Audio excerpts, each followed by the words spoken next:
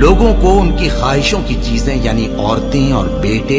اور سونے اور چاندی کے بڑے بڑے ڈھیر اور نشان لگے ہوئے گھوڑے اور مویشی اور کھیتی بڑی زینت دار معلوم ہوتی ہیں، مگر یہ سب دنیا ہی کی زندگی کے سامان ہیں اور اللہ کے پاس بہت اچھا ٹھکانہ ہے۔ اے پیغمبر ان سے کہو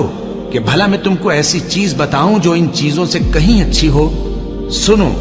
جو لوگ پرہیزگار ہیں ان کے لیے اللہ کے ہاں باغات بہشت ہیں جن کے نیچے نہریں بہ رہی ہیں، ان میں وہ ہمیشہ رہیں گے، اور پاکیزہ بیویاں ہیں، اور سب سے بڑھ کر اللہ کی خوشنودی۔